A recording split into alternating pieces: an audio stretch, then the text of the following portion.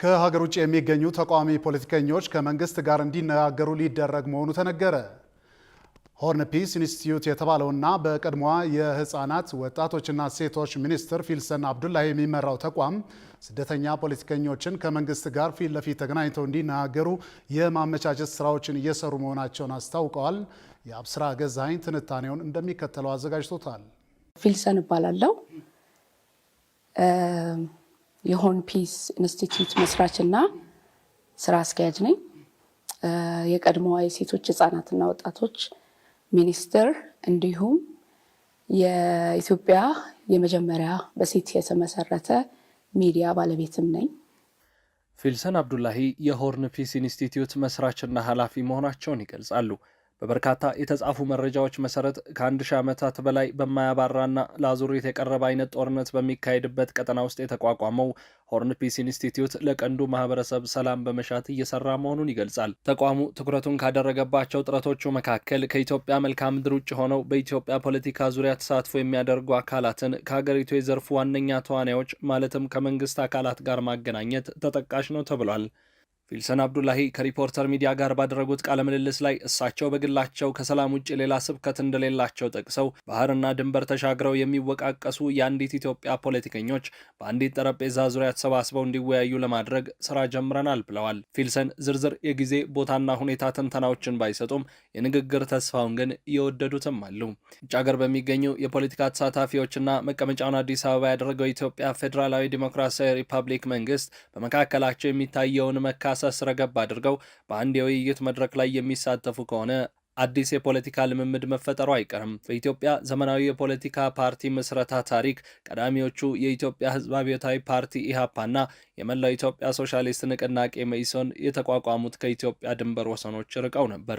መስራቾቹ እነ ብርሃነ መስቀል ረዳ፣ ተስፋዬ ደበሳይ፣ ኃይሌ ፊዳና የመሳሰሉትም ለረጅም ዓመታት ስደተኛ ፖለቲከኞች ነበሩ። እነዚሁ ፓርቲዎች ወደ ኢትዮጵያ ሲገቡ በተፈጠረ ግጭት የዘመኑ ሰዎች እንደሚሉት የትውልዱ ላቅ ያሉ ጭንቅላቶች እርስ በእርሳቸው ተጋድለዋል። ከዚያም በኋላ በኢትዮጵያ የዘመን ቀመር 1983 ላይ ሌንጮ ለታ፣ ኢሳያስ አፈወርቂና መለስ ዜናዊ ከታደሙበት የለንደን ጉባኤ ማግስት አዲስ አበባ ላይ በሰኔ ወር ሌላ ጉባኤ መካሄዱን በወቅቱ የተጋሩ ሰነዶች ያትታሉ። ያኔ ከደርግ ሸሽተው የነበሩ የኢትዮጵያ ፖለቲካ ተዋንያን በአዲስ አበባው ጉባኤ መጠነኛ ስኬት የታየበት ምክክር እንዳደረጉም ተጽፏል። የ1997ቱ ምርጫ ውዝግብ ደግሞ በኢትዮጵያ ውስጥ በሰላም የታገሉ የፖለቲካ ፓርቲዎችን ከሀገር ያስወጣና ጠመንጃም ያስታጠቀ ነበር። የአሁኑ የኢትዮጵያ ዜጎች ለማህበራዊ ፍትህ ኢዜማ ቁልፍ ሰው ብርሃኑ ነጋ ከተሰደዱ የዚያ ዘመን ፖለቲከኞች መካከል የሚጠቀሱ ናቸው። መጋቢት 24 ቀን 2010 ዓ.ም በጠቅላይ ሚኒስትር አብይ አህመድ የተገባው ቃል ከኢትዮጵያ ውጭ የነበሩ የፖለቲካ ኃይሎች እንታገለለታለን በሚሉት ህዝብ መሃል ተገኝተው ፖለቲካቸውን እንዲሰሩ ጋብዟል። ክቡራን የተፎካካሪ ፖለቲካ ፓርቲ አመራሮች፣ ከኢህአዴግ ውጭ ያሉ ፓርቲዎችን የምናይበት መነጽር እንደ ተቃዋሚ ሳይሆን እንደ ተፎካካሪ፣ እንደ ጠላት ሳይሆን እንደ ወንድም አማራጭ ሀሳብ አለኝ ብሎ እንደመጣ ሀገሩን እንደሚወድ የዜጋ ስብስብ ነው። ስለዚህ ተፎካካሪ ፓርቲዎች በነፃነት እንዲንቀሳቀሱ የተመቻቸና ፍትሃዊ የመወዳደሪያ ሜዳ እንዲኖር በመንግስት በኩል ጽኑ ፍላጎት ያለ በመሆኑ ስለ ሰላምና ፍትህ በልዩ ልዩ መንገድ የምትታገሉ የተፎካካሪ ፓርቲ መሪዎች አብሮነታችንንና ሰላማችንን አደጋ ላይ የሚጥሉ በብሔራዊ ጥቅሞቻችንም አሳልፈው የሚሰጡ የአስተሳሰብ መስመሮችን በአርቆ አስተዋይነትና ሀገራዊ ፍቅር በሰጥቶ መቀበል መርህ የተሻለ የፖለቲካ ባህል ለመፍጠር የምናደርገውን ጥረት እንድታግዙ ጥሪዬን አስተላልፋለሁ። በሂደት ግን እንደ ኢዜማ ያሉ የፖለቲካ ማህበራት አዲስ አበባ ላይ ሲቆዩ እንደ ኢዴፓ ያሉ አቻዎቻቸው ተበተኑ። ከኢዴፓ መስራቾች ዋናው ልደቱ አያሌውም በሕክምና ምክንያት አድርገው ለዓመታት አልወደውም የሚሉትን የውጭ ሀገር ፖለቲካ ተሳትፎ ሲያደርጉ ነበር።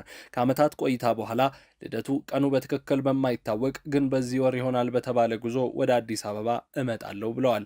ፊልሰን አብዱላሂ በዚህ የጊዜና ሁኔታ ማዕቀፍ ውስጥ እንደነ ልደቱ ያሉ ፖለቲከኞችን ከጠቅላይ ሚኒስትር አብይ አህመድ መንግስት ጋር ያገናኛል የተባለ መድረክ እንፈጥራለን ብለው መከሰታቸው አጋጣሚ ወይም የታሰበበት ስለመሆኑ ማረጋገጥ አልተቻለም። የኢትዮጵያን ፖለቲካ በንቃት የሚከታተሉ አካላት ምክክሩ እነ ፊልሰን ባሰቡት ደረጃ ቢከወንም የኢትዮጵያ መሰረታዊ ችግሮች በሙሉ የመፍታት እድሉ ዝቅተኛ ነው ይላሉ።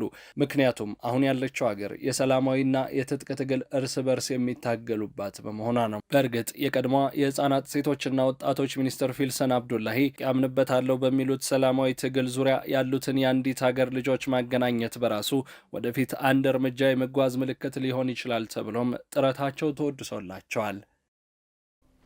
የመንግስት መስሪያ ቤቶች ከሰራተኞች ደሞዝ የፓርቲ አባልነት መዋጮ እንዳይቆርጡ የሚከለክል ረቂቅ ህግ ተዘጋጀ።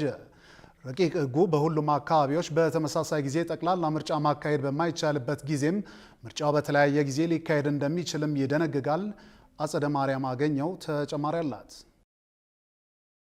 የኢትዮጵያ ብሔራዊ ምርጫ ቦርድ የመንግስት መስሪያ ቤቶች የፖለቲካ ፓርቲ አባልነት መዋጮን ከሰራተኞቻቸው ደሞዝ ላይ በቀጥታ እየቆረጡ ለፖለቲካ ፓርቲዎች እንዳያስገቡ የሚከለክል ረቂቅ ህግ አዘጋጅቷል። በስራ ላይ ያለውም ሆነ ማሻሻያው በቀዳሚነት የሚጠቅሱት የፖለቲካ ፓርቲዎች የገንዘብ ምንጭ ከአባላት የሚሰበሰብ መዋጮ መሆኑን ነው።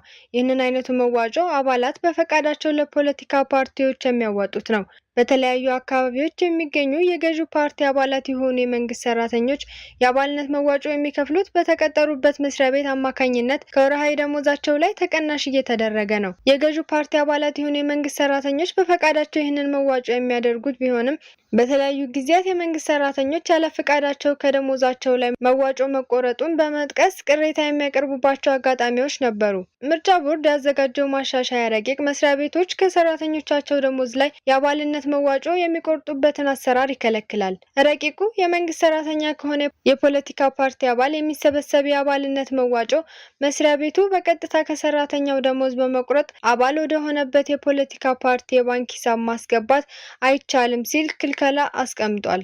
ረቂቁ በገቢ ምንጭ ላይ ያወጣው ክልከላ ይህ ብቻ አይደለም። የፖለቲካ ፓርቲዎች እጩዎች ከማንኛውም ሰው የሚሰጥን ስጦታ ወይም እርዳታን በግላቸው እንዳይቀበሉ ከልክሏል። በረቂቁ መሰረት ይህንን አይነቱን ስጦታ ወይም እርዳታ መቀበል የሚችሉት በዚህ አይነት መልኩ እርዳታ የተቀበለ እጩ ድርጊቱ በተፈጸመ ወይም መፈጸሙን ባወቀ በ48 ሰዓት ውስጥ ለምርጫ ቦርድ ማሳወቅና በእጩነት ላቀረበው ፓርቲ የተደረገውን ስጦታ ወይም እርዳታ ማስረከብ እንዳለበት ረቂቁ ላይ ተቀምጧል። ከዚህም በተጨማሪ ረቂቅ ህጉ ካካተታቸው አዲስ ጉዳዮች መካከል አንዱ በሁሉም አካባቢዎች በተመሳሳይ ጊዜ ጠቅላላ ምርጫ ማካሄድ በማይቻልበት ጊዜ ተግባራዊ የሚደረግ የምርጫ ማራዘምን የሚመለከተው ይገኝበታል። የህዝብ ተወካዮችና የክልል ምክር ቤቶች አባላት ለመምረጥ የሚያደርገው ጠቅላላ ምርጫ በየ5 ዓመቱ በመላ ሀገሪቱ በተመሳሳይ ጊዜ እንደሚካሄድ ረቂቁ ላይ ሰፍሯል። ረቂቅ ህጉ በተመሳሳይ ጊዜ ጠቅላላ ምርጫ ለማከናወን የማያስችሉ በሚል የዘረዘራቸው ጉዳዮች የጸጥታ ችግር፣ ወረርሽኝ፣ የተፈጥሮ አደጋን የመሰሉ ሁኔታዎችን ነው።